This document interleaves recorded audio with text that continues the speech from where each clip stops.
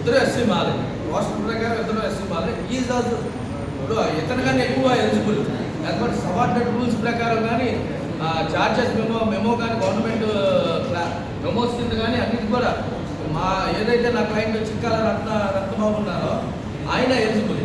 అంటే మీరు వారు మీ క్లయింట్ తరఫున 2.4 సంవత్సరాలు పదవికాలం అయిపోయినా కూడా మళ్ళీ అతనికి అతను పదవికాలం ఉంటే డీజీ గారు అతనికి ఎందుకు లేకపోతే ఇవ్వాలని కాదు, ఇంకా అసలు ఆయనకి ఇంకా సర్వీస్ ఉంది 2.5 సంవత్సరాలు. 2.5 సంవత్సరాల సర్వీస్ ఉంది. Is complete eligible for this regional fire ఆఫీసర్గా అతనికి ఇంకా ఎలిజిబుల్ ఉంది.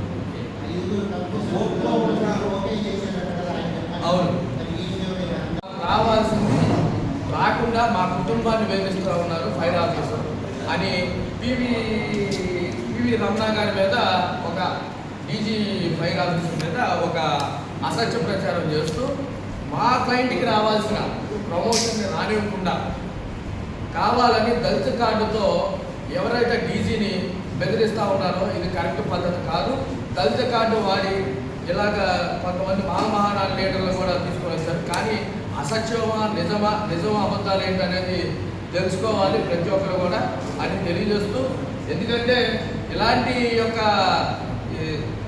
యొక్క కరెక్ట్ పద్ధతి కాదు. ఇలాంటి ఏమంటారంటే దీన్ని this type of system is not a correct అనేది నా యొక్క సిస్టమ్. ఎందుకంటే కార్డు వాడి మనం క్యాస్ట్ వాడి లేకపోతే మన క్యాస్ట్ని అవతల వాళ్ళకి కావాలని ఆపాదించి ఇలాంటి చేయడం అనేది కరెక్ట్ పద్ధతి కాదు అని తెలియజేసుకుంటూ, ఇలాంటి ఏదైతే ఇప్పుడు ఎలిజిబుల్గా ఇప్పుడు రత్నబాబు గారు మా క్లయింట్ ఎవరైతే ఉన్నారో అతను 32 సంవత్సరాలుగా ఆ ఫైర్ డిపార్ట్మెంట్లో చేస్తూ ఉన్నారు. ఈరోజు అతనికి కంపల్సరీగా ఈ యొక్క ప్రమోషన్ ఇవ్వాలి అని కోరుకుంటూ డీజీ గారిని ఇది న్యాయం. ఎందుకంటే హైకోర్టు కూడా అతన్ని కన్సిడర్ చేయమని చెప్పి సీనియర్గా అతన్ని కన్సిడర్ చేయమని చెప్పి హైకోర్టు కూడా ఉత్తర్వులు ఇవ్వడం అనేది జరిగింది. అతను దాని మీద వీళ్ళు ఇలాంటివి చేస్తున్నారు కాబట్టి అతను దాని మీద కంటెంప్ట్ కూడా వెళ్తాం అనేది జరిగింది మేము. కాబట్టి నా క్లయింట్కి ఏదైతే నా క్లయింట్కి న్యాయం జరగకుండా ఇక్కడ ఒక అసత్య ప్రచారాన్ని చేస్తూ ఎవరైతే అవినాష్ జయసింహ అని అతను కూడా అతనికి ఇంకా చాలా సంవత్సరాలు సర్వీస్ ఉంది.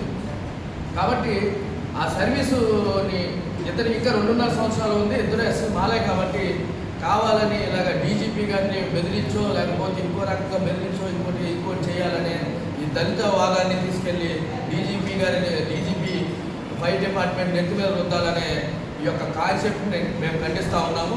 ఇది పూర్తిగా మొన్న జరిగిన ప్రెస్ మీట్ ఏదైతే ఉందో అది పూర్తిగా అసత్యం అని తెలియజేసుకుంటూ జై హింద్.